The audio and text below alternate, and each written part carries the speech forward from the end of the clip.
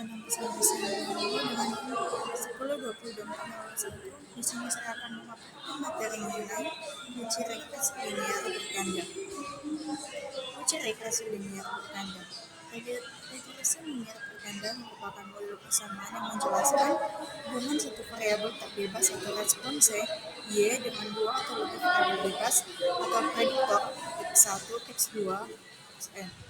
Tujuan dari uji regresi linear berganda adalah untuk memprediksi nilai variabel tak bebas atau responsnya Y apabila nilai variabel bebasnya atau prediktor X1, X2, Xn diketahui. Nah, di samping itu juga untuk dapat mengetahui bagaimana hubungan variabel tak bebas dengan variabel bebasnya.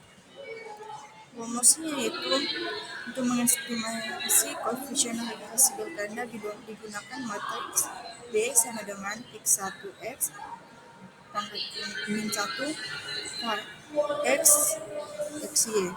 Keterangannya itu B merupakan faktor koefisien regresi, X merupakan matriks variabel independen atau termasuk konstan A, X atau B itu transponsi dari X, XX pangkat min 1 yaitu inverse dari XX, dan Y yaitu vektor variabel dependen.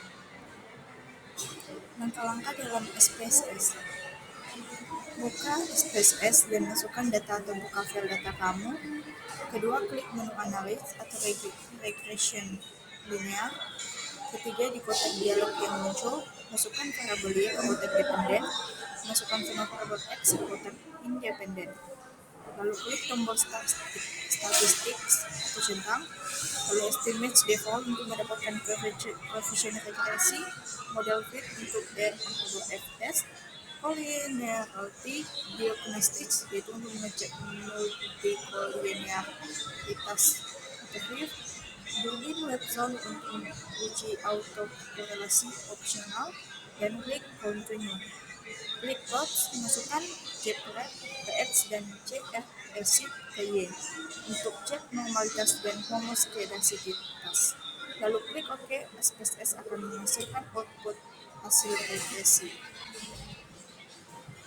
Output yang penting diperhatikan yaitu model sumerik R pangkat 2 itu seberapa besar pengaruh X terhadap Y, unavailable yaitu F-test dan signifikansi, apakah model regresinya layak, dan coefficient stable D standard digit coefficients yaitu nilai persamaan regresinya, sig itu nilai untuk P untuk masing-masing X atau uji signifikansi variabel, dan FIF dan tolerance yaitu untuk cek multikolinearitas. Kasus pertama, sebuah rumah sakit ingin memahami faktor-faktor apa saja yang secara signifikan mempengaruhi lama rawat inap pasien. Mereka mengumpulkan data rekam medis dari 500 pasien yang dirawat karena penyakit pasien. Mereka mengumpulkan data rekam medis dari 500 pasien yang dirawat karena penyakit jantung. Variabel-variabel yang dikumpulkan adalah pertama variabel dependen Y, lama rawat inap atau dalam hari, variabel independen X1 yaitu usia pasien dalam tahun, variabel independen X2 yaitu jumlah komorbiditas atau jumlah penyakit penyerta, dan variabel independen X3 yaitu tingkat keparahan penyakit atau skala 1 sampai 5 di mana 5 adalah yang paling parah. Peneliti ingin membangun model regresi linear berganda untuk memprediksi lama rawat inap berdasarkan ketiga variabel independen tersebut. Nah, masuk ke pembahasan. Dalam kasus ini, tujuan utama adalah untuk memodelkan hubungan linear antara lama rawat inap atau variabel dependen dengan usia, jumlah komorbiditas, dan tingkat keparahan penyakit variabel independen. Model regresi linear berganda yang akan diuji adalah di sini bisa kita lihat sendiri yang dimana keterangannya itu Y adalah lama rawat inap, BO adalah konstanta atau intercept, B1, B2, B3 adalah koefisien regresi untuk masing-masing variabel independen, X1 adalah usia pasien, X2 adalah jumlah komorbiditas, X3 adalah tingkat keparahan penyakit, Y adalah error term atau kesalahan acak. Nah, setelah melakukan analisis regresi linear berganda menggunakan perangkat lunak statistik, peneliti akan mendapatkan output yang mencakup koefisien regresi B0, B1, B2, B3. yang menunjukkan perubahan rata-rata pada lama rawat inap untuk setiap unit peningkatan pada variabel independen, dengan asumsi variabel independen lainnya konstan. Nilai P untuk sistem koefisien menguji hipotesis nol bahwa koefisien regresi sama dengan nol. Variabel independen tidak memiliki pengaruh signifikan terhadap variabel dependen. Jika nilai P kurang dari tingkat signifikansi, misalnya 0,05, maka variabel independen tersebut dianggap memiliki pengaruh signifikan. R squared yaitu mengukur proporsi varians dalam lama rawat inap, yang dapat dijelaskan oleh model regresi. Nilai R2 berkisar antara 0 hingga 1, di mana nilai yang lebih tinggi menunjukkan kesesuaian model yang lebih baik. Adjust R squared modifikasi dari R2 yang mempertimbangkan jumlah variabel independen dalam model. Ini berguna untuk membandingkan model dengan jumlah prediktor yang berbeda. Lalu uji F atau ANOVA menguji hipotesis nol bahwa semua koefisien regresi selain konstanta secara simultan sama dengan nol. Nilai P untuk uji F menunjukkan apakah model secara keseluruhan signifikan dalam memprediksi lama rawat inap. Interpretasi potensialnya itu misalnya hasil analisis menunjukkan B1 0,25, setiap peningkatan 1 tahun usia pasien dikaitkan dengan peningkatan rata-rata 0,25 hari lama rawat inap setelah mengontrol variabel lain. B2 1,5, setiap peningkatan satu jumlah komorbiditas dikaitkan dengan peningkatan rata-rata 1,5 hari lama rawat inap setelah mengontrol variabel lain. B3 2,1, setiap peningkatan 1 unit tingkat keparahan penyakit dikaitkan dengan peningkatan rata-rata 2,1 hari lama rawat inap setelah mengontrol variabel lain. R2 0,65, variasi dalam lama rawat inap dapat dijelaskan oleh usia, jumlah komorbiditas, dan tingkat keparahan penyakit. Uji signifikan, model regresi secara keseluruhan signifikan dalam memprediksi lama rawat inap.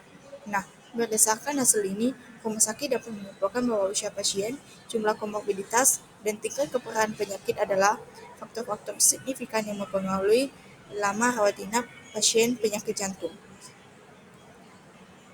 Kasus kedua yaitu sebuah penelitian ingin mengidentifikasi faktor-faktor risiko yang berhubungan dengan kadar gula darah puasa pasien diabetes tipe 2. Data rekam medis dari 300 pasien diabetes dikumpulkan, yaitu variabel dependennya kadar gula darah puasa, variabel independen X1 yaitu indeks massa tubuh, variabel independen X2 itu durasi menderita diabetes, variabel independen X3 yaitu tingkat aktivitas fisik, yaitu skala 1-3 di mana 3 adalah yang paling aktif. Nah, peneliti ingin menggunakan regresi linear berkanda untuk melihat bagaimana variabel-variabel independen ini mempengaruhi kadar gula darah puasa. Masuk ke pembahasan, yang mana model regresi linear berganda yang akan diuji adalah Y sama dengan B0 tambah B1 X1 tambah B2 X2 tambah B3 X3 tambah E, yang dimana Y adalah kadar gula darah puasa, B0 adalah konstanta, B1, B2, dan B3 adalah koefisien regresi untuk BMI, durasi, menderita diabetes, dan tingkat aktivitas fisik. X1 adalah BMI, X2 adalah durasi menderita diabetes, X3 adalah tingkat aktivitas fisik, dan ini adalah error term. Nah, interpretasi potensialnya itu misalnya hasil analisis menunjukkan B1 yaitu 1,2, setiap peningkatan 1 unit BMI dikaitkan dengan peningkatan rata-rata 1,2 mg per dl kadar gula darah puasa setelah mengontrol variabel lain. B2 itu 0,8, mana setiap peningkatan 1 tahun durasi menderita diabetes dikaitkan dengan peningkatan rata-rata 0,5 kadar gula darah puasa setelah mengontrol variabel lain. B3 itu 5,5, pasien dengan tingkat aktivitas fisik yang lebih tinggi atau peningkatan satu skala memiliki kadar gula darah puasa rata-rata 5,5 lebih rendah setelah mengontrol variabel lain. R2 yaitu 0,45, yaitu variasi dalam kadar gula darah puasa dapat dijelaskan oleh BMI, durasi menderita diabetes, dan tingkat aktivitas fisik. Uji signifikan itu P kurang lebih dari 0,001, itu model regresi secara keseluruhan signifikan. Hasil ini mengindikasikan bahwa BMI dan durasi menderita diabetes memiliki hubungan positif dengan kadar gula darah puasa, sementara tingkat aktivitas fisik memiliki hubungan negatif. Informasi Nah, ini penting untuk mengembangkan strategi intervensi dan edukasi pasien diabetes. Kasus ketiga, sebuah tim peneliti ingin memprediksi risiko rehospitalisasi dalam waktu 30 hari setelah pasien datang keluar dari rumah sakit pasca atau keluar dari rumah sakit pasca serangan jantung. Mereka menganalisis data rekam medis dari 400 pasien yang telah dipulangkan. Variabel-variabel yang dipertimbangkan adalah variabel dependen Y, biaya total perawatan selama rawat inap sebelumnya atau dalam rupiah. Variabel independen yaitu X1, usia pasien saat discharge atau dalam tahun. Variabel dependen X2 yaitu jumlah kunjungan ke unit gawat darurat atau UGD dalam 6 bulan terakhir. Dan variabel independen X3 yaitu skor indeks Charlson comorbidity mengukur beban penyakit penyerta. Meskipun variabel dependen dalam kasus ini adalah biaya total perawatan, ini dapat digunakan sebagai salah satu faktor yang mungkin berkolerasi dengan risiko rehospitalisasi pasien dengan perawatan yang lebih kompleks dan mahal mungkin memiliki risiko rehospitalisasi yang lebih tinggi. Nah, tujuan analisis ini adalah untuk melihat bagaimana faktor-faktor independen berhubungan dengan biaya perawatan awal. Analisis lebih lanjut, misalnya regresi logistik, akan diperlukan untuk memprediksi risiko rehospitalisasi secara langsung. Masuk ke pembahasan, yang dimana model regresi linear berganda yang akan diuji adalah Y sama dengan B0 tambah B1 kali X1 tambah B2 X2 tambah B3 X3 tambah E. Mana Y adalah biaya total perawatan selama rawat inap sebelumnya, B0 adalah konstanta, B1, B2, dan B3 adalah koefisien regresi untuk usia, jumlah kunjungan UGD, dan skor indeks Charlson. X1 adalah usia pasien saat discharge, X2 adalah jumlah kunjungan UGD dalam 6 bulan terakhir, dan X3 adalah skor indeks Charlson comorbidity. Dan adalah error term. Interpretasi potensialnya itu misalnya hasil analisis menunjukkan B1 itu 50000 usia pasien tidak secara signifikan berhubungan dengan biaya perawatan awal setelah mengontrol variabel lain. B2 itu 15,000 setiap kunjungan tambahan ke UGD dalam 6 bulan terakhir dikaitkan dengan peningkatan rata-rata 1.500.000 pada biaya perawatan awal. B3 itu 800.000 setiap peningkatan 1 poin pada skor indeks Charlson dikaitkan dengan peningkatan rata-rata 800.000 rupiah pada biaya perawatan awal. R2 itu 0,30 itu sekitar 30% variasi dalam biaya perawatan awal dapat dijelaskan oleh jumlah kunjungan UGD dan skor indeks Charlson. Nah, uji signifikannya itu kurang lebih 0,001 model regresi secara keseluruhan signifikan. Meskipun usia tidak signifikan dalam model ini, jumlah kunjungan UGD sebelumnya dan skor indeks Charlson yang mencerminkan beban penyakit secara signifikan mempengaruhi biaya perawatan awal.